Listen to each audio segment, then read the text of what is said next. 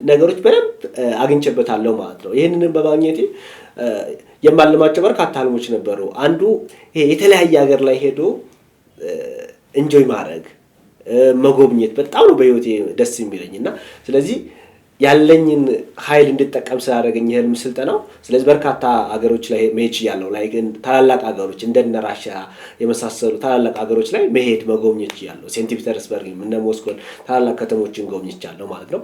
እንደዚሁም ደግሞ ቲያንጂን ቻይናን መጎብኘት ይችላልው በጣም በብዙ ነገር ማቃት የቻይና ታላቋ ግንብ እሱንም መጎብኘት ማየትም መውጣትም ይችላልው ማለት ነውና የተለያዩ ሀገሮች እንደዚሁም ዱባይን በጣም የሚያምር ከተማ ነው እሱንም መጎብኘት ይችላልው ኬንያን ሱዳን ብዙ ሀገሮችን ማየት ይችላልው ይሄ እንደሚሳካ ይሄ ነገር እንዴት ነው እንዳሳካ ያደረገኝ ነገር እንዳልኳችሁ ውስጥ ያለውን ኢነርጂ በመጠቀም ነው። በህይወቴ አንዱም እንዲኖረኝ ይፈልጋለሁና አንዱም ማለት ይሄን ስልጠና ከወሰድኩ በኋላ ሰው መኪና እየነዳ ነው ስለዚህ እኔስ ለምን መኪና አልነዳም ብዬ መኪና እንዲኖረኝ ህልም አረኩኝ ማለት ነው። ስለዚህ እሱንም መኪናም እንዲኖረኝ ማድረግ ይችላልውና እንደዚሁም ደግሞ የሰው ልጅ ሲኖር መሰረታዊ ነገሮች የተማርናቸው አሉ ሁላችንም መጀመሪያ ላይ ምግብ መጠለያ ልብስ ማለት ነውና መጠለያ የሚያስፈልግ እንደዚሁም አፓርትመንት መግዛት ይችላልው ገቢዬንም ምን ማድረግ ይችላልው ከ60,000 ከ70,000 በላይ ወራዊ ገቢ ማድረግ ይችላልው በአሁኑ ሰዓት ማለት ነው። እዚህ ደረጃ ላይ እንዲደርስ ያደረገኝ ይሄን ህልም ስልጠና በመውሰዴ ነው። ምናልባት ዛሬ እነዚህ ነገሮች እንዳሳካ በጣም በርካታ ዋጋዎችን ከፍያለሁ። በእግር በርካታ ሰፈሬ ሰሚት ነው ከ4 ኪሎ ሰሚት በእግር በጣም ብዙ ጊዜ ሄጃለሁ። ግን በዛ ሰዓት ግን በእግሬ ሲሄድ ግን ምን አስብ ነበር ችግር የለውም ይሄን መንገድ አንድ ቀን በመኪና ሄድበታለሁ ብያለሁ ነበር ዛሬ ደርሼበታለሁ። እንደዚሁም ደግሞ ህልሜን ለማሳካት 2 ቀን ሁሉ ሳልበላ አድሬ ያውቃለሁ።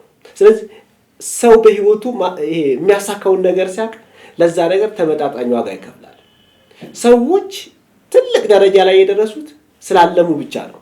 ዛሬ ዓለም የደረሰበት ደረጃ ላይ ቴክኖሎጂን በመጠቀም የሆነ ሰው ስላለሙ ነው። ስለዚህ እኔና እናንተ ማለም ከቻል የተሻለ ቦታ ላይ መድረስ እንችላለን ማለት ነው። እኔ ይገርመኛልና ይሄን ስልጠና በማግኘቴ ነው በጣም የሚገርም በቃ ለሰው ልጅ ስልጠና በጣም እንደሚያስፈልግ የገባኝ በዚህ ነው። ምክንያቱም እኔ እነዚህን ሁሉ ስኬቶች ያመጣሁት ገና ከዚህ በላይ በጣም በርካታ ነገሮች እንደማመጣ አምናለሁ ከፈጣሪ ጋር ይሄን ስልጠና በመውሰድ ነው። እንዳልኳችሁ አቅጣጫዬን በማወቅ ነው ያለኝን ኃይል ሁሉ በመጠቀም ነው። ሰው ውስጥ ያለኝን ኃይል አይደለም ብዙ ኃይል አለኝ ግን ትንሽ ነው የተጠቀምኩት። ስለዚህ በጣም በርካታ የውስጤን ማንነት እንዲያወጡ አላህ በውስጤ ከፍታን እንዲሰማኝ ያደረገኝ የህልም ስልጠና በመውሰድ ነው ማለት ነው። ስለዚህ ሁላችንም ብንሆን በእርግጠኝነት የምነግራችሁ ነገር የተሻለ ቦታ ላይ መድረስ እንችላለን። ግን ከኛ የሚጠበቀው ምንድነው ማለም አለብን። ስናልም ምን ጥቅሞችን ይሰጠናል በቀል እንድንመራ ያደርጋል። ጊዜያችንን በአግባቡ እንድንጠቀም እኔ ያደረገኝ ነገር እንደዚህ ጊዜን በአግባቡ እንድንጠቀም ህልም ካላቸው ሰዎች ጋር እንድሆን ከከፍታ ከሚያስቡ ሰዎች ጋር እንድውል አድርጎኛል። ስለዚህ እናልም ማለም ከቻልን ማሳካት እንችላለን። ለዛ ደግሞ ተመጣጣኙን ዋጋ እንክፈል። ህልማችን እንዲሳካ እኔ እንዳልኳችሁ በርካታ መንገዶችን በእግር መሄድ ብዙ ቀን ሳልበላ መዋል በጣም ከዚህም የባሱ ቻሌንጆችን መክፈት ይችላል። ስለዚህ ዋጋ የምንከፍለው ካለምን ብቻ ነው። ስለዚህ ህልም ሁሌ አቅጣጫ እንዲኖረን አድርገናል። እኔ አቅጣጫ እንዲኖረኝ አድርጎኛል። በፊት ህልም ስልጠና ከመውሰድ በፊት ማንኛውም ሰው ወደዚህ ቦታ እንሂድ ሲለኝ እሄዳለሁ ና ሲለኝ እሄዳለሁ። ህልም ስልጠና ከወሰድኩ በኋላ ግን መሄድ ያለብኝ እኔ ከህልሜ ጋር እሄዳለሁ ወይ ህልሜን የሚያሳካልኝ መንገድ ነው ወይ ብዬ ነው። ስለዚህ ሁላችንም ብንሆን ህልማችን ከሚያሳኩልን ሰዎች ጋር መልካም ጓደኞች ጋር ህልም ካላቸው ራዕይ ካላቸው ከጠንካራ ሰዎች ጋር ከሆነ ጠንካራ ሆነን ህልማችንን ማሳካት እንችላለን ማለት ነው። በእርግጠኝነት ሁላችንም የተሻለ ቦታ ላይ መድረስ እንደምንችል ላረጋግጥላችሁ እወዳለሁ። መልካም ጊዜ። አመሰግናለሁ።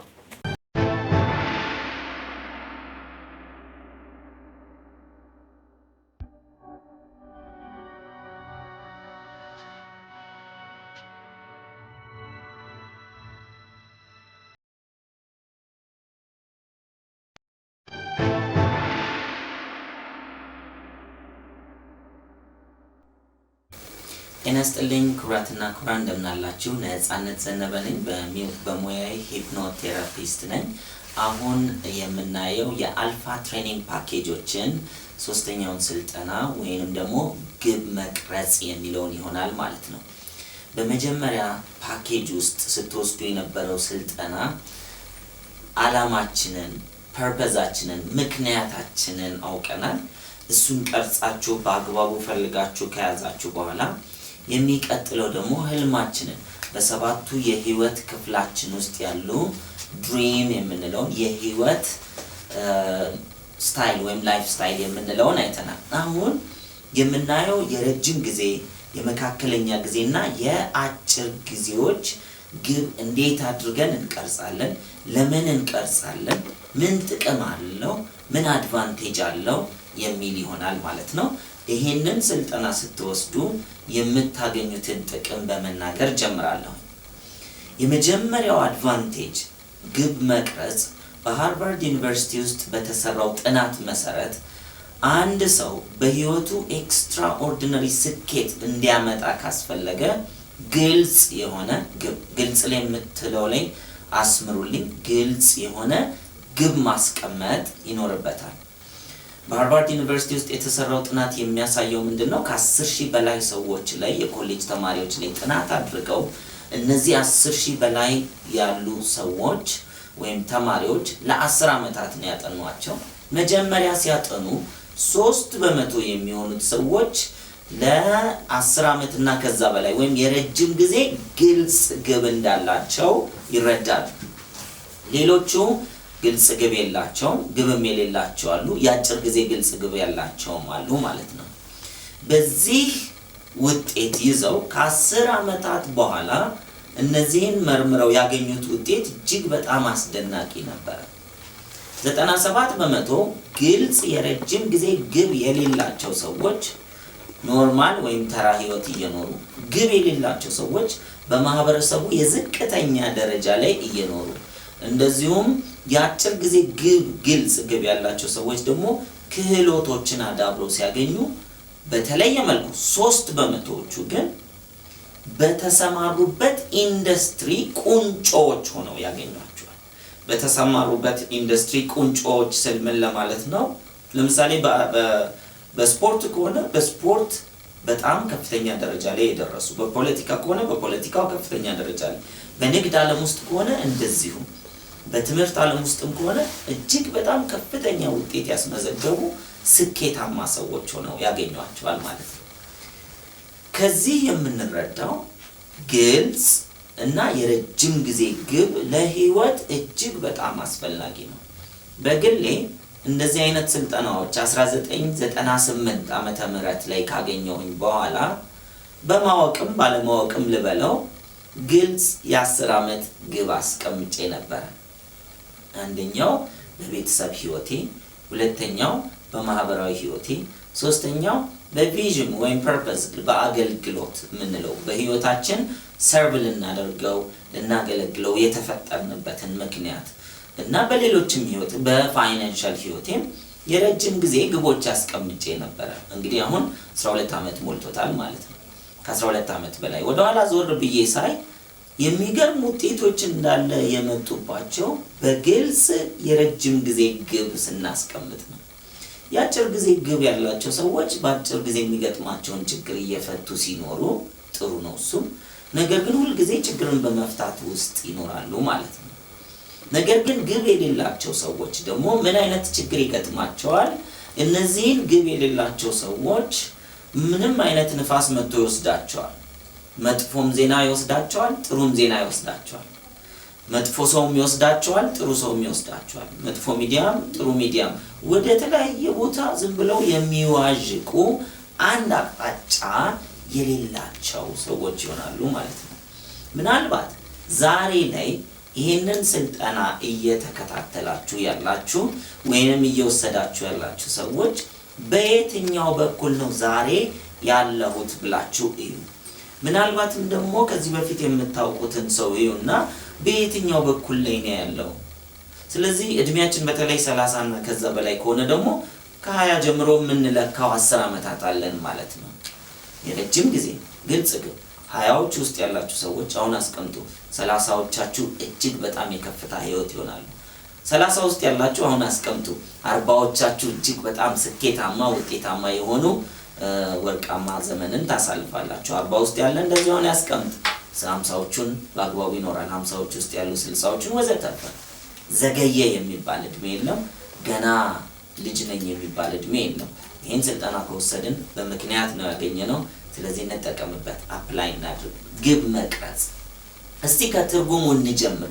ግብ ማለት ራሱ ምን ማለት ነው? አንድ ሰው ግብ ሲባል ትርጉሙ ምንድነው? ግብ ስንል አንድ ነገር ተስፋ የምናደርግበት ለማሳካት፣ ለማግኘት፣ ለመሆን ተስፋ ስናደርግ ግብ ይባላል። ሌላው ደግሞ ኢላማ ወይም ደግሞ ታርጌት የምንለው ታርጌት ወይም ኢላማ የምንለው ደግሞ ውጤት ነው። ለማሳካት የምንሞክረው ውጤት ሙከራው ካለ ታርጌት ይባላል ማለት ነው፣ ወይንም ኢላማ ይባላል። ስለዚህ የምንሞክረው ልናሳካው ልንደርስበት የምንሞክረው ነገር ኢላማ ወይም ታርጌት ሲባል at the same time ግብ የምንለው ደግሞ ግብ ብለን ቅድም ያስቀመጥነው ተስፋ የምናደርገው ልናሳካ። ስለዚህ ሁለት ቃላትን እዚህ ጋር በደንብ ያዙልኝ። ተስፋ የምናደርግ ከሆነ ግብ አለን ማለት ነው።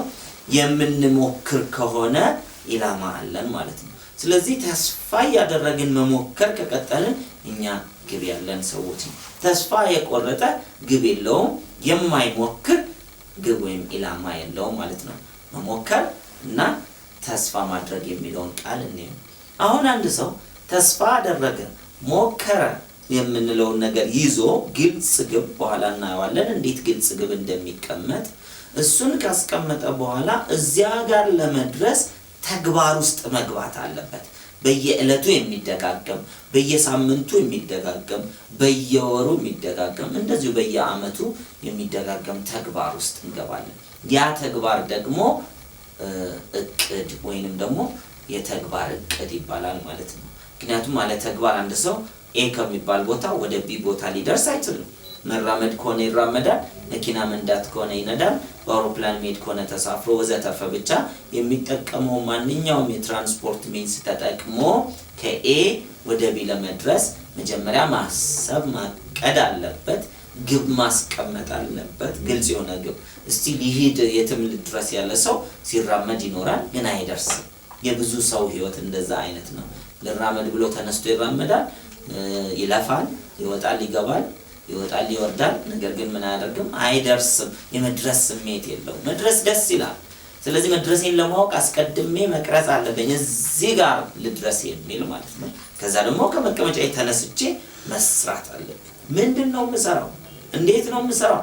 እሱን ተግባር በሚለው ከዚህ ቀጥሎ በምትወስዱት ስልጠና የምታገኙት ሲሆን አሁን ግን ግልጽ ግብ የሚለውን ስልጠና እየወሰድን ነው ማለት ነው።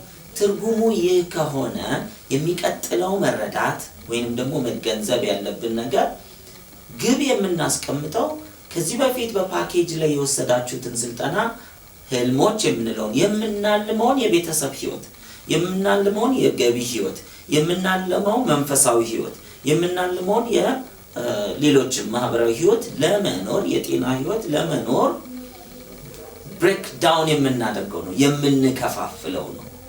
አንድ ሰው ትልቅ ፕሮጀክት ይኖረውና በፌዝ ይከፋፍለዋል። ስለዚህ እነዚህ የተለያዩ ፌዞች ናቸው ማለት ነው። አንድን ስናሳካ እንቀርባለን፣ ሁለትን ስናሳካ እንቀርባለን፣ ሶስተኛውን ስናሳካ ግቡን እናሳካለን። የህይወት ስታይሉን ወይም ደግሞ ላይፍ ስታይሉን እንኖረዋለን ማለት ነው። ስለዚህ የምናልመውን ድሪም ለማሳካት ሪያላይዝ ለማድረግ ወደ መሬት ለማውረድ ከሐሳብ ወርዶ ወደ ኪስ የሚገባ ከሆነ ወደ ኪስ፣ ወደ በተግባር በአይን የሚታይ የሚጨበጥ የሚዳሰስ የሚደረግ ከሆነ እንደዛ እንዲሆን ነው ማለት ነው ግብ የሚያስፈልገን። ስለዚህ ግብ መቅረጽ ለህይወቴ ያስፈልጋል ብለን እንጀምር። ስለዚህ ታርጌት ወይንም ደግሞ ግብ የምንለው ልንደርስበት የምንፈልግበት ቦታ። ማን ነው የሚፈልገው? እኔ፣ እናንተ፣ ያዢው እገሌ ስለሚፈልግ እዚህ ቦታ ልድረስለት ተብሎ አይጀምርም። ግብ የግል ጉዳይ ነው። የግል ጉዳይ ነው ሲባል እንደ ሰልፊሽነት እንደ ራስ ወዳድነት አትዩብኝ። ለምሳሌ አንድ ሰው የኔ የሚለው ቤተሰብ አለው። ለቤተሰቤ ይሄን ላድርግ ሲል ለብቻው አይደለም፣ ፍላጎቱ ነው የዚህ ሰው እንጂ ፍላጎቱ ሌሎችንም የሚጠቅም ነው። ለምሳሌ ለሀገሬ እንዲላድርግ የሚል ሰው አለ። ፍላጎቱ ነው የሚሳካው። የማ ፍላጎት? የዛ የግቡ ያዥ ባለቤት የሱ ፍላጎት ማለት ነው። ስለዚህ በእንደዚህ አይነት እንየው። አሁን ቅድም የነገርኳችሁ የሃርቫርድ ዩኒቨርሲቲ ጥናት ዝርዝሩን ስናይ 27% የሚሆኑ ሰዎች ግብ ጭራሽ የላቸውም። የመጀመሪያው የሚገርመው ነገር እሱ ነው። ምንም አይነት ግብ የላቸውም። 60% የሚሆኑት ደግሞ እነዚህ የተወሰነ አላቸው ግልጽ ያልሆነ ግብ ያላቸው ሰዎች ናቸው። ሌላው 10% የሚሆኑት ናቸው። 10% የሚሆኑት ደግሞ የአጭር ጊዜ ግን ግልጽ የሆነ ግብ አላቸው። 3% እንዳልኳችሁ ግልጽ የሆነ ግብ አላቸው የረጅም ጊዜ። ስለዚህ እነዚህ 3%ዎቹ ናቸው ከ10 ዓመት በኋላ ሲታዩ በኢንዱስትሪያቸው መሪዎች ታላላቅ ስኬት ያሳኩ ኤሊትስ የሚባሉ የተከበሩ የሚባሉ ሰዎች ሆነዋል ማለት ነው። ያጫጭር ጊዜ ግብ ያላቸው ግልጽ ግብ ያላቸው 10%ዎቹ ደግሞ ችሎታዎችን አዳብረዋል። በግቦቹ ምክንያት የተለያዩ ታለንትን ያዳበሩና የተረጋጋ ህይወት የሚኖሩ ሆነዋል። ሌላው ደግሞ 60% የሚሆኑት አብዛኛው ሰው እንግዲህ እዚህ ውስጥ ነው። ራሳችንን ብዙዎቻችን መጠርጠር ያለብን እዚህ ውስጥ ነው። እነዚህ ግልጽ ያልሆነ ግብ ያላቸው ግብ አለ ወይ ስትሏቸው የተሻለ ትፈልጋለሁ፣ የተሻለ ትምህርት ፈልጋለሁ፣ የተሻለ ትዳር ፈልጋለሁ፣ የተሻለ ገቢ ፈልጋለሁ ይላሉ። የተሻለ ይሉታል እንጂ በግልጽ በቁጥር በአይነት በመጠን በስፋት በስሜት አያስቀምጡትም። እነዚህ 60% የሚሆኑ ሰዎች ስቴብል የሆነ ስራ አላቸው፣ ይሰራሉ፣ ይወጣሉ፣ ይገባሉ። ነገር ግን ይሄ ነው የተባለ የተለየ አቺቭመንት ወይም ደግሞ የተለየ ስኬት የላቸው። በህይወታችሁ እንዲህ አይነት ፊሊንግ ይሰማችኋል ወይ? አሁን ራሳችንን እንጠይቅ። የትኛው ጋር ነው የሚሰማችሁ? የተለየ ስኬት የለኝም፣ ስራ አለኝ፣ የተረጋጋ ነው ስራ፣ ይገባለሁ፣ እወጣለሁ የሚል ስሜት ካለን እዚህ ውስጥ ነው ያለነው ማለት ነው። ከዚህ ወጥተን ወደ 3% ውስጥ ለመግባት ይሄ ስልጠና በግልጽ ግባችሁን እንድትቀርጹ ያሳያችኋል። ኦንላይን ላይ የምትወስዱ ሰዎች ኦንላይን ላይ ገብታችሁ ወርክ ቡኮቹን ወይም ደግሞ የሥራ መመሪያዎቹን ታገኛላችሁ። በሰባቱም የህይወት ክፍሎች እንዴት አድርገን የአጭር ጊዜ፣ የመካከለኛ ጊዜ፣ የረጅም ጊዜ ግብ እንደምንቀርጽ በአግባቡ እዚያ ላይ ተቀምጧል። እያንዳንዷን ፎርማት በአግባቡ ሙሉት። ወርክ ቡኩ በኤንኤልፒ የተዘጋጀ ነው። ኒውሮ ሊንጉስቲክ ፕሮግራሚንግ የምንለው ማለት ነው። ኒውሮ ሊንጉስቲክ ፕሮግራሚንግ ማለት ለምሳሌ ወደ ገጠር አካባቢ ሄዳችሁ የምታውቁ አንድ ጎጆ ቤት እዚህ ጋር ይኖራል፣ አንድ ጎጆ ቤት ደግሞ እዚያ ማዶ ይኖራል። በሁለቱ መካከል ቅርርብ እንዳለ የምታውቁት ከዚህኛው ጎጆ ቤት ወደዚህኛው ጎጆ ቤት የሚሄዱበት ቦታ መሬቱ ወይም ሳሩ የተበላ ይሆናል። ያቺን ፓት ወይም መንገድ ተከትለን የእግር መንገድ ነው የምንለው፣ ያቺን መንገድ ተከትለን እንሄዳለን። ያቺን የእግር መንገድ ተከትለን ስንሄድ ሳሩ ይበላል። ስለዚህ ከዚህኛው ቤት ወደዛኛው ቤት ለመሄድ ምንም እንኳን ቤቱ ሩቅ ቢሆን መንገዷን ይዘን መድረስ እንችላለን። እሱ ነው ፓት የምንለው ወይም ደግሞ መንገድ የምንለው ማለት ነው። ስለዚህ ያቺ አይነት አሰራር በእንደዚሁ ጭንቅላታችን ውስጥ አለ፣ ኒውሮንስ ወይም ደግሞ በነርቭ ሲስተማችን ውስጥ። ስለዚህ መረጃ በአይናችን፣ በጆሮአችን፣ በአፍንጫችን፣ በምላሳችን፣ በቆዳችን እየተዳሰሰ ወደ ነርቭ ሲስተማችን ሲመጣ ተመሳሳይ የሆነ አስተሳሰብ ቢውልድ ስናደርግ መጥፎ ሊሆን ይችላል፣ ጥሩ ሊሆን ይችላል፣ የጭንቀት ሐሳብ ሊሆን ይችላል፣ የደስታ ሊሆን ይችላል፣ የፍቅር ሊሆን ይችላል፣ የምስጋና ሊሆን ይችላል፣ ይለያያል። እነሱን ቢውልድ ስናደርግ ጭንቅላታችን ውስጥ ከአንዱ ኒውሮን ወደ ሌላ ኒውሮን የሚያደርገው መንገድ ወይም ኒውሮን ፓት ማለት ነው ይፈጠራል። ልክ እንደ ከአንዱ ጎጆ ቤት ወደ አንዱ ጎጆ ቤት ወደምንሄደው። ስለዚህ ደጋግመን ያችን ፓት ከፈጠርን በኋላ ጭንቅላታችን በዚያ ጉዳይ ላይ ደጋግሞ ማሰብ ይችላል ማለት ነው።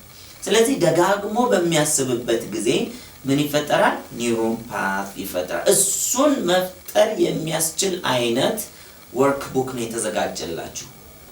ለዚህ ነው አልፋ ሳይንቲፊካሊም ስፒሪቹዋሊም የሚያስኬዱ ስልጠናዎችን እየሰጠ ያለው ለማህበረሰቡ። ስለዚህ ሰዎች አውቀው ሆን ብለው ራሳቸውን መቀየር እንዲችሉ የተሰጣቸውን ጸጋ ሰብኮንሽስ ማይንዳቸውን መጠቀም እንዲችሉ በዘዴ ማድረግ ነው። ተራ ፎርም መሙላት እንዳይመስላችሁ፣ ተራ ቅርጾችን መሙላት እንዳይመስላችሁ። እጅግ በጣም ትልቅ ለውጥ ያመጣል። ትዝ ይለኛል እኔ እነዚህን ፎርማት ስሞላ 2-3 ቀን ፈጅቶብኛል። ምክንያቱም በሰባቱም የህይወት ክፍሎቻችን የአጭር ጊዜ፣ መካከለኛ ጊዜ፣ ረጅም ጊዜ ተብሎ የሚሞላ ፎርም ህይወት ላይ ያን ያክል ውጤት ያመጣል የሚል ስልጠና ሳገኝ መስራት ነበረብኝ። ለ2-3 ቀን ቁጭ ብዬ ሰራው። ሞልቼ ስጨርስ የሆነ የህይወቴን አስቀድሞ የማወቅ ያክል ስሜት ነበር የተሰማኝ። የሚገርመው እነዚህ ነገሮች እየገለጥኩ ሳያቸው ከሞላኋቸው 1-4 ዓመት ሆኖኛል። ወደ ኋላ እየገለጥኩ ሳያቸው እያንዳንዷ ነገር እየተሳካች ያላለ የተሳካም አለ መንገድ ላይ ያለም አለና ዋው ይሄን ያክል ለካ ጭንቅላቴ ውስጥ እውቅና ሰጥቶ ሰብኮንሺየስ ማይንድ ቫይብሬት እያደረገ ወደ ውጤት ይሄዳል የሚለው በተግባር ማየት ይችላል። እናንተም እንደዚሁ ይሄንን ተጠቅማችሁ የሚገርም የህይወት ለውጥ ማምጣት ትችላላችሁ። አንድ አባባል አለ፣ ሰው ራሱን ቢቆጣጠር ዓለምን መቆጣጠር ይችላል። ራሱን የገዛ ዓለምን መግዛት ይችላል። በአንተና በግብህ መካከል ያለው ትልቁ እንቅፋት ሰው አይደለም፣ መንግስት አይደለም፣ ዕውቀት አይደለም፣ ችሎታ ማነስ አይደለም ወዘተርፈ ራሳችን ነን።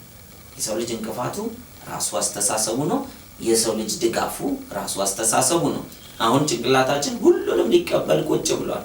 የማንፈልገውን ብንሰጠው ካመነው ይቀበላል፣ የምንፈልገውን ብንሰጠው ይቀበላል። ምርጫው እኔና እናንተ ጋር ነው ያለነው። መቼ ነው ቁጭ ብዬ ለራሴ ህይወት ጭንቅላቴን ዲዛይን የሚያደርግ ነገር ሰርቼ የማቀው ብላችሁ ጠይቁ። ካልሰራው የማልፈልጋቸው ነገሮች በህይወቴ እየገዘፉ ይመጣሉ፣ እየተገለጡ ይመጣሉ። ከሰራው ደግሞ የምፈልጋቸው ነገሮች በህይወቴ እየገዘፉ እየተገለጡ ይመጣሉ ማለት ነው። ይሄንን ሁላችንም ማድረግ እንችላለን። እንግዲህ የሃርቫርድ ዩኒቨርሲቲ ጥናት እንደዚህ ካሳየን በዓለም ላይ ድንቅ ከሚባሉ ዩኒቨርሲቲዎች መካከል ለ10 ዓመታት በሺዎች የሚቆጠሩ ሰዎች ላይ አጥንቶ ይሄንን ካለ እኔና እናንተ ማንን በህይወታችን ስኬታማ ለመሆን አያስፈልግም ብለን የምንተው?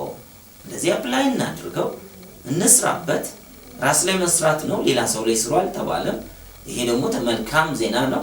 ወተን እንስራ ራሳችን ላይ፣ ከዛ ውጤት እናመጣለን ማለት ነው። እስቲ ጥቅሞቹን እንይ። ይሄ ብቻ አይደለም። አንድ ሰው ውጤታማ የሆነ ግብ ሲያስቀምጥ በህይወቱ የረጅም ያጭር የመካከለኛ በሰባቱም የህይወት ክፍሎች ወይም አስቸኳይ በሚለው የህይወት ክፍሉም ሊሆን ይችላል መርጦ ሲያስቀምጥ የመጀመሪያው ጥቅም ኮንትሮል ማድረግ እንድንችል ይረዳናል ነው። አንድ ራሳችንን፣ ሁለተኛ ሌሎች ሰዎች ወይንም ደግሞ ሁኔታዎች ህይወታችንን እንዳይመሩ። አስታውሳለሁ ወደ ኮሌጅ ስገባ አካውንቲንግ ያበላል ይባል ነበር በኔ ዘመን።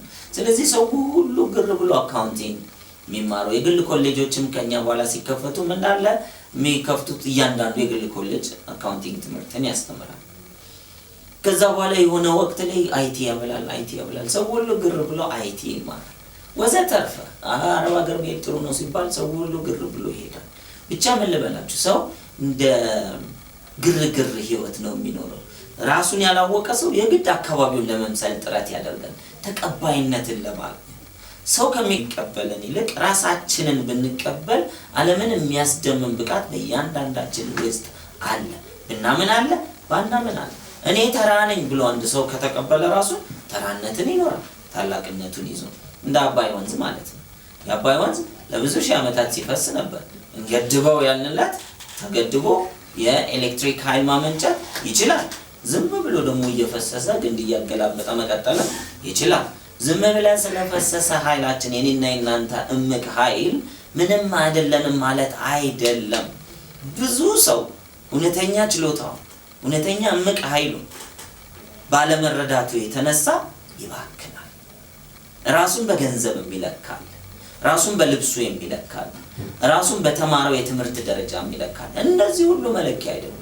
መለኪያማ ቢሆን ዛሬ ዓለማችን ላይ ቁንጮ የተባሉ አንቱ የተባሉ በተለያዩ ዘርፍ ያሉ ሰዎችን ብታዩ ትምህርት የሌላቸው አሉ፣ ግልጽ ነው። ፎርማል ኤጁኬሽን የሌላቸው አሉ፣ ገንዘብ የሌላቸው አሉ። ገንዘብ እንኳን አንቱ ያስብላል እንዳለ ገንዘብ ሳይኖራቸው ባዶ ሆነው የሞቱ ግን ዓለምን የቀየሩ እንደነ ማህተመ ጋንዲ አይነት ግን በሰው ልጅ ትልልቅ ክብር ያለው ከገንዘብ በላይ ቫልዩ ያለው ነገር የሰሩ ሰዎች አሉ። እነዚህ ሰዎች ታድለው አይደለም መርጠው። እኔና እናንተም አካባቢያችንን ለመምሰልም መርጠን ነው፣ ራሳችን ለመሆንም መርጠን ነው የምንሆነው። አካባቢን መምሰል ቀላል ነው፣ መመሳሰል ብቻ። ራስን መምሰል ግን ስነ ስርዓት ይጠይቃል።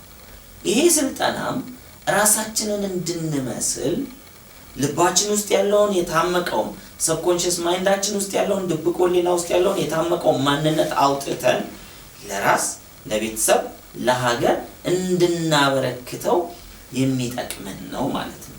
ስለዚህ የመጀመሪያው ጥቅም ኮንትሮል እንድናረግ ራሳችንን እንድንቆጣጠር ሁኔታዎችና አካባቢዎች እንዳያወዛውዙን ወደ ነፈሰበት እንደ ፉዬ ገላ ወደዚህም ወደዛም እንዳንሄድ የሚረዳን ስልጠና ነው ማለት ነው። አቅጣጫ እንድንይዝ አቋም እንዲኖረን እገሌኮ ወይም እገሊትኮ ያለውን ነው ያለችው ነጭ እንዲባል ሰው እንዲል ብቻ አይደለም ያለውንም ነገር እያደረገን የሚታይ የሚጨበጥ ለሰዎች የሚያገለግል ትውልድን የሚሻገር ስራ ጭምር እንድንሰራ ነው።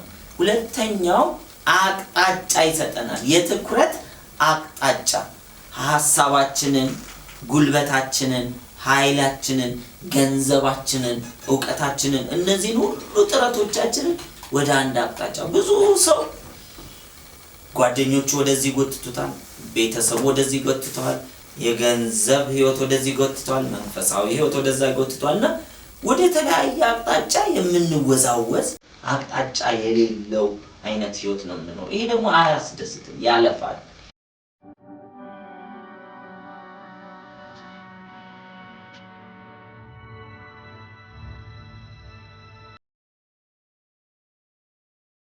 ስለዚህ አቅጣጫ እንድንይዝ ሁሉ ነገር ወደ አንድ ቦታ መንፈሳዊ ህይወቴም፣ የገቢ ህይወቴም፣ የጤና ህይወቴም፣ የዕውቀት ህይወቴም፣ ማህበራዊ ህይወቴም ሁሉም ሰባቱ የህይወት ክፍሎች ድሪም ላይ ወስዳችሁታል፣ ቀርጻችኋል፣ ይዛችኋል፣ ቅጾቹን ሞልታችኋል። የተሰማችሁን ስሜት አይከን ኢማጂን እኔም ማስታወሳለሁ ስጀምር የተሰማኝ ስሜት በህይወቴ በሙሉ እነዛን በሞላዋቸው ፎርማቶች ላይ ቤዝ አድርጌ ነው የምኖረውና እናንተም ልክ እንደዚሁ አቅጣጫ እንድንይዝ ያደርገናል ማለት ነው። ማንም መጥቶ እናንተን እና እንዲህ አይነት በጎ ነገር አለ እንስራ ቢላችሁ በጎ ነገር ሁሉ ልንሰራ አይደለም የተፈጠረው። እኔና እናንተ አንድ በጎ ነገር እያገለገልን ሌሎች በጎ ነገሮችን ግን በትርፍ ጊዜያችን እግረ መንገድ ለሌሎች ተከታይ ሆነን እንሰራለን። አንድ ነገር ላይ ግን መሪ መሆን አለብን። አንድ ነገር ላይ የማይመራ የብዙ ሰው ጭራ ይሆናል። ጭራ መሆን ደግሞ ያምርብን ራስ ያለን መሪ እንድንሆን ነው። እንኳን ራሳችንን አይደለም ብዙዎችን ሰዎችን ዓለምን ምድርን የመምራት ብቃት በእያንዳንዱ ውስጥ ተሰጥቶናል። የሚቀጥለው ጊዜን የማባከን ወይንም ደግሞ ጊዜን የማጥፋት አባዜን ልበለው እነዚህን ይቀንስልናል። ብዙዎቻችን ጊዜን እናባክናለን። ለምንድን ነው የምናባክነው? ቅድሚያ መስጠት ያለብንን ነገር አናውቅም። አቅጣጫችንን አናውቅም። ትኩረታችን የተበታተነ ነው። ምን ከሌለን ግልጽ ግብ የረጅም መካከለኛ የአጭር ጊዜ ግልጽ ግብ ከሌለን ወዲያ ወዲህ እንላለን ማለት ነው። ስለዚህ ጊዜያችን ይባክናል። ግልጽ ግብ ግን ሲኖረን ጊዜያችንን እንዳናባክን ይጠቅመናል። ይሄ ጊዜ ማለት ህይወት ነው። አንድ ሰው ኖረ ሲባል የሚጻፈው ከ19 ምናምን ተብሎ እስከ 2000 ምናምን ዓመተ ምህረት የሚጻፈው ጊዜ ነው። ምክንያቱም ጊዜ ህይወት ነው። ጊዜ ወርቅ ነው፣ ጊዜ ውድ ነው እንላለን። ጊዜ ህይወት ነው። ስለዚህ ዛሬን የሚያባክን ህይወቱን ያባክናል። በአንድ ቀን የምንኖረው በአንድ ጊዜ የምንኖረው አንድ ቀን ብቻ ነው። 2 ቀን አንኖርም፣ 2 ሳምንትን አንኖርም። ስለዚህ መኖር የሚፈልግ ካለ ጊዜውን በአግባቡ መጠቀም አለበት። በአግባቡ ጊዜን እንዴት ልጠቀም? ይሄንን ግብ ቀርጾ ማስቀመጥ ጊዜን እንዳናባክን ይጠቅመናል ማለት ነው። ከሚገባን በላይ እንዳንተኛ፣ ከሚገባን በላይ እንዳንዝናና፣ ከሚገባን በላይ ሰነፍ እንዳንሆን እንዳንተኛ ያደርገናል። ንቁ እንድንሆን፣ ሁሌ ሞቲቬትድ እንድንሆን፣ ሁሉ ጊዜ አለርት እንድንሆን፣ ጊዜያችንን በአግባቡ እንድንጠቀም ይረዳናል ማለት ነው። ሌላው የግብ መቅረጽ ጥቅም የምንፈልገውን ህይወት እንድንገነባ ይረዳናል። ለምን? ግብ የሚያስቀምጥ ሰው ሳያሳካ አያቋርጥም። ምክንያቱ በግብ በሚለው ቃል ትርጉም ላይ የተቀመጠ ነው። ግብ ወይንም ኢላማ የሚለውን ካስታወሳችሁ ስንጀምር ምን ብለናል? መሞከር። ሰው እየሞከረ ከሄደ ይሄ ሰው ኢላማ አለው ማለት ነው። ሰው ተስፋ የሚያደርገው ውጤት ካለው ይሄ ሰው ግብ አለው ይባላል። ስለዚህ ተስፋ እያደረግን የምንሞክር ከሆነ እንደርሳለን። ሰው እኮ ቢወድቅም ተነስቶ ሲሞክር ከዛ ያሳካል። ምናልባት የቅዱስ ያሬድን ታሪክ ዘጋ እንደ ምሳሌ ብናመጣ ኢትዮጵያዊ ቅዱስ ያሬድ ዓለም ምናልባት ለመጀመሪያ ጊዜ የሙዚቃ ኖት የጻፈው ኢትዮጵያ ውስጥ ነው። በታሪካችንን ያን ያክል ስለማናቀው ነው እንጂ። ስለዚህ ቅዱስ ያሬድ ምንድነው የሆነው? ወደ ትምህርት ቤት ተልኮ ትምህርት ቤት ሄዶ ምንም አልገባ ሲለው ተስፋ ቆርጦ ወደ ቤተሰቦቹ እንዲመለስ ይደረጋል። ስለዚህ ተስፋ ቆርጦ እየተመለሰ መንገድ ላይ ደክሞት አንድ ዛፍ ስር ቁጭ ይላል። በጣም ደክሞት ቁጭ ብሎ ሲያይ አይኑ አንዲት ትል ላይ ያርፋል። እቺ ትል ከመሬት የተነሳች ዛፉን ለመውጣት ጥረት ታደርጋለች። ወጣ ግማሽ ላይ ስትደርስ ጠብ ትላለች፣ እንደገና ትወርዳለች። ከዛ ድጋሚ ተነስታ ደግሞ እንደገና ዛፉ ላይ ትሞክራለች። ለምን እንደሆነ ባይታወቅም የያሬድን አቴንሽን ትስባለች። ከዛ መቁጠር ይጀምራል። 1 ወደቀች፣ 2 ወደቀች፣ 3 ወደቀች፣ 4 ወደቀች። ሳይሰለች እየቆጠረ 7 ጊዜ ወድቃ ከዛ በመጨረሻ ወደምትፈልገው ዛፍ ላይ እስከ ላይ ድረስ መውጣት ቻለች። ይሄንን ያይና ከትሏ ተምሮ ተመልሶ ዛሬ ዓለምን በሚያስደምም መልኩ የሙዚቃ ኖት መጻፍ ድረስ ተችሏል ማለት ነውና ከዚህ የምንረዳው ምንድነው? ሰው ልማር ካለ የግድ እንደዚህ ኦንላይን ሲዲ ማየት አይጠበቅበትም፣ ከትልም ይማራል። ይሄንን ግን የሚያደርገው ውስጣችን ፈቃድ ሲኖር፣ እኔ ውስጥማ ታላቅነት አለ ብለን እንጀምር። ይሄንን የምታዳምጡ ሰዎች አሁን በሉት፣ እኔ ውስጥማ ታላቅነት አለ። ላላውቀው እችላለሁ ግን አለ። ለምንድን ነው የሚኖረው? ምክንያቱም የሰራኝ ታላቅ ስለሆነ። ላልገነዘብ እችላለሁ ግን አለ። ታናናሽ ነገር ከዚህ በፊት ሰርቼ ሊሆን ይችላል፣ ስለዚህ የለም ማለት ነው አይደለም፣ አለ። ስለዚህ ታላቅ ነገር በውስጤ አለ፣ ሞክሬው አላውቅም እንጂ፣ ወይንም ደግሞ አውጥቼ ተጠቅሜበት አላውቅም እንጂ፣ ወይንም አንድ ጊዜ ብቻ ሊሆን ይችላል የተጠቀምኩበት ወዘተርፈ። ከዚህ በፊት ስላልደረስን ከዚህ በኋላ አንደርስም ማለት አይደለም። ስለዚህ ይሄ መነሳት ያስፈልጋል።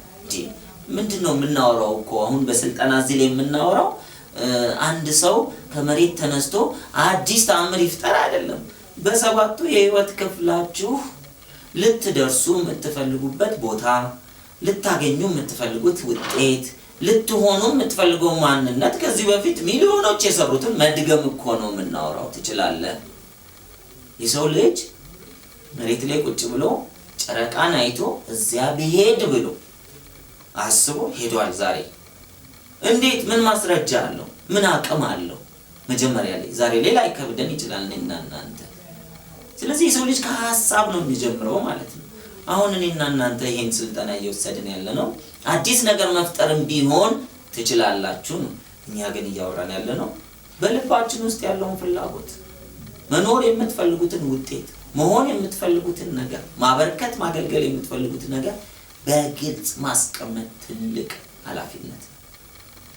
አንኳኩ ይከፈታል ተብሏል። ማንኳኳት ምንድነው እንዴ? ግልጽ ነው። እስከዛሬ እኮ ብዙ በሮችን ብዙ ደጆችን አንኳኩተናል።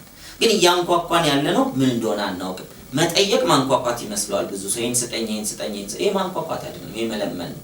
ማንኳኳት ማለት የምንፈልገውን ነገር በግልጽ በህሊናችን፣ በአንደበታችን፣ በጽሁፍ፣ በፒክቸር፣ በስሜት እናውቀው እሱ ማንኳኳት ይባላል። ከዛ ወዲያ ይከፈታል ነው የሚለው።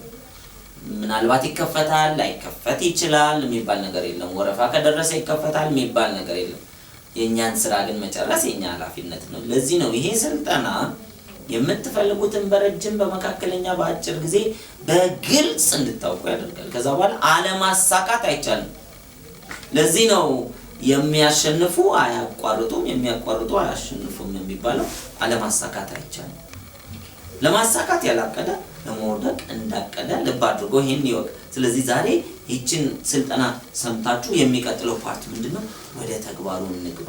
ምክንያቱም ሰው የሚለውጠው የቤት ስራው ነው እንጂ የክፍል ስራው አይደለም። የክፍል ስራማ ሰነፍም ጎበዝም ተማሪ አስተማሪ ስለሚያዩ ይሰራል። የቤት ስራ ግን ቁጭ ብለን ራሳችን ቤታችን ይሄ ነው አስተሳሰባችን። እለት እለት የምፈልገው ሐሳብ እንዲመላለስ ያንኳኳውት በር ላይ መቆየት አለብኝ። ያ የምፈልገው ሐሳብ ላይ የምፈልገው ሐሳብ የሚለው ቁጭ ብሎ ግን ዲዛይን ማድረግ ለአንዴና ለመጨረሻ ጊዜ ያስፈልጋል። ስንደርስስ የመካከለኛ ጊዜ ግብ፣ የአጭር ጊዜ ግብ፣ የረጅም ጊዜ ግብ ተሳካ። ሲሳካ ምን ይሆናል? ሌላ ፍላጎት ይኖረናል። ፍላጎት እንቀርጻለን። ፍላጎት ማለት እንደው ላገኘው የጓጓው ሁሉ ጊዜ ምሮጥበት ነገር ማለት አይደለም። ፍላጎት ትልቅ ስጦታ ነው። የሰው ልጅ እንደውም በሞተ ሰውና በህይወት ባለ ሰው መካከል ያለው ልዩነት እኮ ፍላጎት ነው። ሰው እኮ ሲሞት መፈለግ ያቆማል፣ መሻት ያቆማል። ደግሞ አለ በቆሙ ምንም ፍላጎት ያጣ ሰው። ይሄ ሰው ምንድነው የምትሉት? ይሄ አስመስሎ የሚኖር ሟች አይነት ነገር ነው የሚመስለው። ስለዚህ እንነሳ፣ ከይሄ ቆመን ከተኛንበት እንነሳ። በዚህ ነው ራሳችንን ገለጥ አድርገን እንዴ ያለን እንኳን አንድ ህይወት ነው። በሶስት ፍላጎታችንን እኮ ብናሳካ የብዙ ሰው ህይወት ይቀየራል። በአንድ ሰው ፍላጎት ውስጥ እኮ የብዙ ሰዎች ህይወት ይሳካል። በእናንተ ፍላጎት ውስጥ እኮ ብዙ ሺህ ሰዎች በልተው ጠግበው ያድራሉ። ይሄ ሁሉ ደግሞ ኃላፊነት ነው። ስለዚህ ግብን ማሳካት ማለት ለኔ ማለት ሳይሆን በማሳካት ሂደት ውስጥ የምናገለግለው አገልግሎት፣ ሁሉም ስራ አገልግሎት ስለሆነ አገልግሎት ለብዙዎች የሚተርፍ ስለሆነ እንጠቀምበት። ለዚህ ነው if you fail to plan you are planning to fail ይባላል። ለማቀድ ያልቻለ ላለመቻል አቅዷል። ስለዚህ ተነስተን ከዛሬ ጀምሮ እናቀድ ነው የምንለው። እንዴት ግብ ይቀርጻል የሚለውን ደግሞ እናያለን ማለት ነው። በዚህ ምድር ላይ ብዙ ሰዎች የሚፈልጉትን ነገር የማያሳኩበት ምክንያቶች መካከል የመጀመሪያው እንዴት ልስራ የሚለውን አለማወቅ ነው። ስለዚህ እንዴት ልስራ የሚለውን ይሄ ስልጠና በአግባቡ ያሳውቀናል። የመጀመሪያው ግብ ስፔሲፊክ ወይንም ደግሞ ግልጽ መሆን አለበት። ልብ አድርጉ፣ ከነዚህ አንዱን ካልሆነ ግብ አይደለም። መጨነቅ አያስፈልጋችሁም። ወርክቡኩን ይዛችሁ ኦንላይንም ፕሪንት አድርጋችሁ ፊዚካሊም ወርክቡክ ፊዚካሊም ፕሪንት የተደረገውን ከካምፓኒውን ገዝታችሁ ፊዚካሊም ብትሞሉት ሁለቱም ያው ነው። በፕሮሰስ ውስጥ ግን ግልጽ እየሆነ ይመጣል ማለት ነው። ስለዚህ ግብ ግልጽ መሆን አለበት። ግልጽ ማለት ምን ማለት ነው? ለምሳሌ አንድ ሰው ክብደት መጨመር ወይም መቀነስ ይፈልጋል። ክብደት መጨመር ፈልጋለሁ ቢል ይሄ ግልጽ ግብ አይደለም። በ6 ወር ውስጥ 10 ኪሎ ግራም መቀነስ ፈልጋለሁ ሲል ግን ምን ሆነ? አሁን ግልጽ ሆነ፣ ስፔሲፊክ። ስለዚህ ይሄ ግልጽ የምንለው የመጀመሪያው። ሁለተኛው ሜዠረብል መለካት የሚችል መሆን አለበት። መለካት ማለት ወደ ግቡ እየሄድኩ ነው ወይንስ አይደለም የሚለው ከወር በኋላ ከሳምንት በኋላ ከአመት በኋላ ወደ ግቡ ምን ያክል ቀርቤያለሁ። አንዳንድ ጊዜ የኮንስትራክሽን ስራዎችን አይታችሁ እንደሆነ 40% አልቋል፣ 10% አልቋል፣ 95% አልቋል ይባላል። ለምንድን ነው? ግቡ ሲጀመር ግንባታው ሳይጀመር በፊት ግቡ ሜዠረብል የሚለካ ስለተደረገ በሂደት ምን ማድረግ ተችሏል? መለካት ተችሏል። እንግዲህ ኮንስትራክሽን ማቴሪያል ነው፣ ቁስ ነው፣ ግዑዝ ነገር ነው። ለግዑዝ ነገር ግንባታ እንኳን ያን ያክል መጠበብ ካለ የኔና የናንተ ህይወትስ በጣም ውድ ህይወት ነው የምንኖረው። ስለዚህ መለካት አለበት። ለዛ ደግሞ ለመለካት ይሄ ስልጠና በሚሰጣችሁ አቅጣጫ መሰረት ቁጭ ብለን ምን ማድረግ አለብን? መለካት አለብን። እንዴት እንለካለን? እናያለን። የሚቀጥለው አቴይነብል መሆን አለበት ወይም ደግሞ መሳካት የሚችል መጨበጥ የሚችል ነገር መሆን አለበት። ያም ማለት ከዚህ በፊት ስላልተሳካ አይሳካም ሳይሆን አንዳንድ ሰዎች ከጊዜ ጋር የማይሄድ እቅድ ያወጣሉ። ለምሳሌ እኔ ዶሮ እርባታ መስራት ፈለኩኝ። ከእንቁላል መጀመር ፈለኩ። ምናልባት 10,000 እንቁላል ገዛው። ወይንን 10,000 እንቁላል ማስፈልፈያ ውስጥ ከተትኩ። ማስፈልፈያ ውስጥ ከትቼ ጥያቄ ጠየቅኩኝ። ምናልባት አብረውኝ የሚሰሩት ሊሆን ይችላል። ምን ያክል ጊዜ ይፈጃል ስላቸው 21 ቀን። 21 ቀንማ አያዋጣኝም። ጫጩት የሚገዙኝ ሰዎች ከነጎዲያ ስለሚመጡ የሙቀት ኃይሉን ጨምሩና በ3 ቀን ጫጩት ፈልጋለሁ ብል ይቻላል ወይ ነው? አይሆንም፣ አይቻልም። የተፈጥሮ ህጉ ነው። ስለዚህ ስኬት የተፈጥሮ ህግን የተከተለ መሆን አለበት። 21 ቀን ያስፈልገዋል፣ አለቀ። በ15 ቀን ማድረግ አይቻልም። ሳይንስ ተመራምሮ አልቻለም። የሰው ልጅ አንዳንድ ጥረት አድርጓል። ምናልባት ጂሞ የሚባሉ ነገሮችን ካያችሁ ጄኔቲካሊ ሞዲፋይድ የሆኑ እጽዋትን ማምረት ተጀምሮ ነበር። አሁን አውሮፓም አሜሪካም ውስጥ የተከለከለ ነው። ጄኔቲካሊ ሞዲፋይድ ማለት ምን ማለት ነው? በተፈጥሮ አንድ እጽዋት ሲያድግ ከአንድ ሴል ለሁለት ይከፈላል፣ ሁለቱ ለአራት ይከፈላል፣ አራቱ ለ8 እያለ እየተባዛ ነው የሚመጣው። አንዷ ወደ ሁለት ስትከፈል የሰው ልጅ አጥንቶ ምን ያገኛል? ለሁለት ሊከፈል ይዘጋጁና ሴሎች ከዛ መከፈላቸው ክሮስ ቼክ የማድረጊያ የተፈጥሮ ሂደት አለ። እሱ ክሮስ ቼክ ማድረጊያው ምንድነው? እነዚህ ሴሎች በአግባቡ የሚያድጉ ናቸው ወይ ችግር የሌለባቸው ናቸው ወይ የሚል ቼክ ማድረጊያ ሲስተም ነው። ያ ቼክ ማድረጊያ ሲስተም እድገቱ ምን ያደርጋል? ያዘገየዋል። ስለዚህ ምን አደረገ የሰው ልጅ ከችኮላው አንፃር ልበላችሁ ወይንም ደግሞ ለኮሜርሻል ፐርፐስ ቶሎ አምርቶ ቶሎ ለገበያ ለማቅረብ ብሎ ያችን የቼኪንግ ሲስተም ማውጣት ጄኔቲካሊ ሞዲፋይ ማድረግ። ተፈጥሮ ይሄን ቼክ የሚያደርግበት ምክንያት አለው። ለካንሰር ሴል የሚያጋልጡ ነገሮች እንዳይፈጠሩ ነው። ካንሰር ሴል ማለት የሚሰሩትን የሚያውቁ ሴሎች ማለት ነው፣ ወይንም ግራ የገባቸው ሴሎች ልበላችሁ። ስለዚህ ያችን አውጥቶ መስራት ይጀምራል። ቶሎ ምርት ይበዛል። ጄኔቲካሊ ሞዲፋይድ የሆኑ ምርቶች በዓለማችን ላይ ይስፋፋሉ። የሰው ልጅ በካንሰር እና በተለያዩ በሽታዎች በሰፊው መጠቃት ይጀምራል። ስለዚህ ዛሬ በህግም ጭምር እየጸደቀ ምን ሆነ? ስህተት ነው። አንዳንድ ጊዜ ምርምሮቻችን ጥፋት እያመጡ ነው። በብዙ ሰዎች ህይወት ዋጋ መክፈል ነው ከዛ ወደ ኋላ የምንመለሰው። ስለዚህ አሁንም ማለት ነው ለማፋጠን መሞከር አይደለም ያለብን፣ የተፈጥሮ ህጉን ተከትለን ማሳካት። ሰው ቴምር ከተከለ 7 ዓመት ሊጠብቅ ግድ ነው ፍሬውን ለመብላት። ስንዴ የዘራ ደግሞ 3 ወር 6 ወር ሊጠብቅ ግድ ነው። ስለዚህ ምንድነው የዘራ ነው? ትልልቅ ህልሞች ትልልቅ ጊዜ ይጠይቃሉ፣ ትንንሽ ህልሞች ትንንሽ ጊዜ። ሀገር ለመምራት የሚፈልግ ረጅም ጊዜ ይጠይቃል። ሰፈር ለመምራት የሚፈልግ ደግሞ አነስ ይላል ማለት ነው። ቤተሰብ ለመምራት የሚፈልግ ከዛ ያንሳል። ራሱን ለመምራት የሚፈልግ ዛሬ መጀመር ይችላል። ግልጽ ነው። ስለዚህ ምን ያክል ሰፊ ነው ምን ያክል ጠባብ ነው ብለን እንደዚህ ያለክ ማለት ነው እንደምንታቀፈው እንቁላል የዶሮ 21 ቀን ከሆነ የዳክዬ ምን ያክል ነው ይለያል ማለት ነው ቀኑ። የሌሎችም እንቁላሎች እንደዚህ ነው። ስለዚህ ሊሳካ የሚችል መሆን አለበት። በሚቀጥለው ሪያሊስቲክ ወይንም ደግሞ ሪዝነብል ምክንያታዊ መሆን አለበት። ግብ ስንቀርጸው ምክንያታዊ መሆን አለበት። ምን ማለት ነው ምክንያታዊ?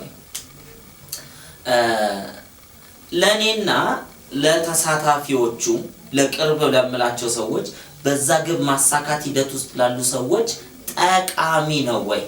ይቀበሉታል አይቀበሉትም አይደለም። አንዳንድ ጊዜ እናንተ ግብ የናንተ ሆኖ ወላጅ ላይ ይቀበለው ይችላል፣ ጓደኛ ላይ ይቀበለው ይችላል፣ አስተማሪያችሁ ላይ ይቀበለው ይችላል። ችግር የለውም። ግን ጠቃሚ ነው ወይ? ጠቃሚ ከሆነ ባይቀበሉትም ስሩት። ለዚህ ነው አለበለዚያ ግብ ቀርጸው ሰዎች ለዘረፋ ተሰማርተው ዘርፈው ቢመጡ ይሄ ምን ይሆናል? ግቡ አግባብ ያለው አይደለም፣ ጠቃሚ አይደለም ለተሳታፊዎቹ። የሚቀጥለው ደግሞ በጊዜ መገደብ አለበት። ግብ ስንቀርጽ ጊዜ መገደብ አለበት። ብዙ ሰው ምን ይላል? መቼ ትመጣለህ ሲባል ከሚቀጥለው ሳምንት በኋላ ይላል። የዛሬ 30 ዓመትም እኮ ከሚቀጥለው ሳምንት በኋላ ነው። መቼ ነው ትምህርት የምትጀምረው ሲባል ከሚቀጥለው ዓመት በኋላ። ከሚቀጥለው ዓመት በኋላ ይባላል። እስከዚህ ድረስ አድርጌ ጨርሳለሁ ነው መባል ያለበት። ገደብ ሲቀመጥ የመጨረሻው ዴድላይን ነው መጻፍ ያለበት እንጂ ከዚህ በኋላ የሚባል ቀን አታስቀምጡ።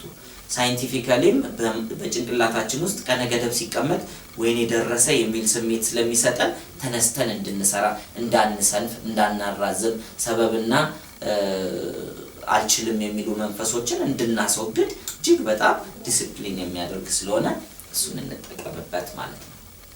አሁን የምናየው ቁልፍ የሆኑ 4 ነጥቦችን ነው ለግብ ለመቅረጽ የሚያስፈልጉ 4 ነጥቦች። የመጀመሪያው ግቡን በአጠቃላይ መወሰን።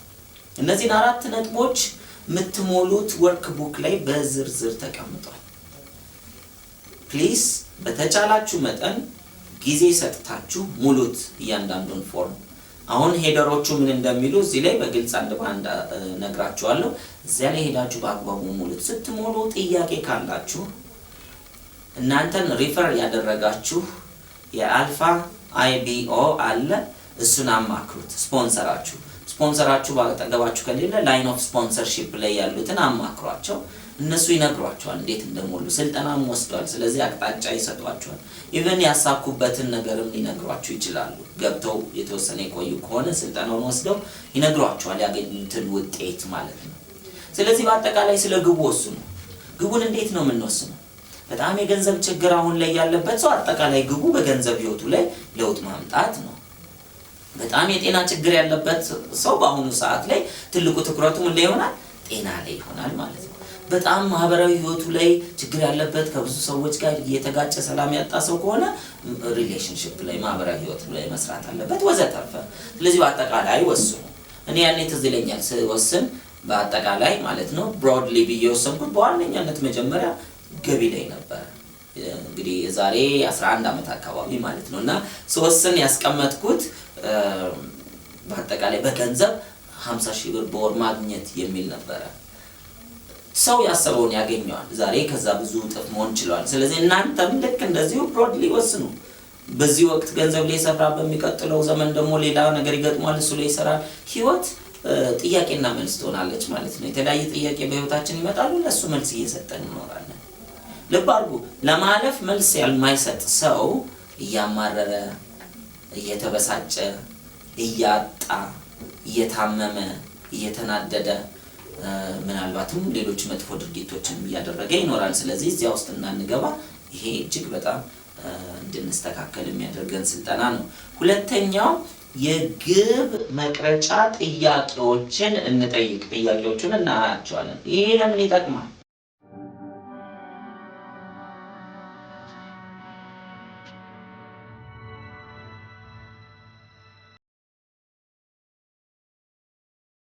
ቅድም ያልኳችሁ ከአንዷ ጎጆ ቤት ወደ አንዱ ጎጆ ቤት ለመሄድ ያለችው የእግር መንገድ ኒውሮፓት ያላት ኒውሮፓት ለመፍጠር አስፈላጊ ስለሆነ ስለ እያንዳንዱ ግብ ቁጭ ብላችሁ ስትጽፉ ጊዜ እንዳጠፋችሁ ሊሰማችሁ ይችላል። እሱን ስሜት አሸንፉና ጻፉት።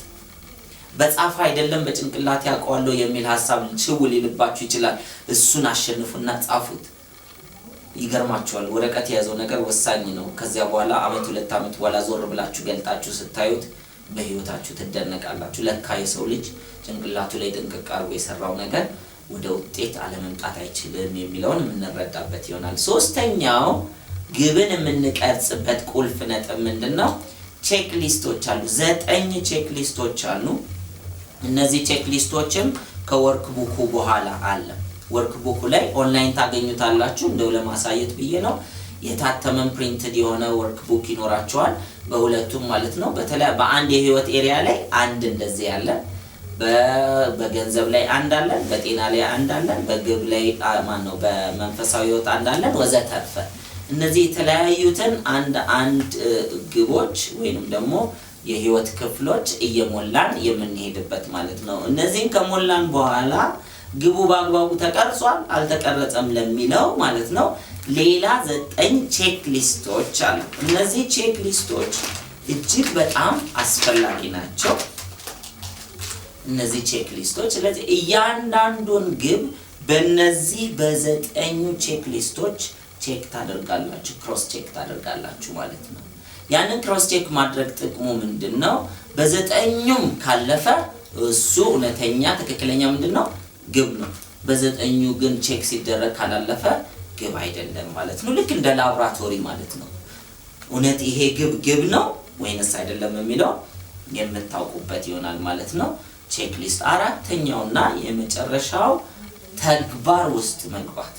ከዚህ ስልጠና በኋላ የምትወስዱት የተግባር ስልጠና ይሆናል ወይም ደግሞ አክሽን ተግባር የሚል ይሆናል ማለት ነው። ስለዚህ ወደ ተግባር ነው። ዝግጁ አይደለሁም፣ እድሜ ያልደረሰም፣ ገንዘብ የለኝም፣ ዕውቀት የለኝም፣ ቆይ እንትናን ልጠብቀው፣ ቦታው አይመችም፣ መጀመሪያ ይሄን ላስተካክልና የሚባል ነገር የለም። ግቡ በሐሳብ ደረጃ ካለ እንደዚህ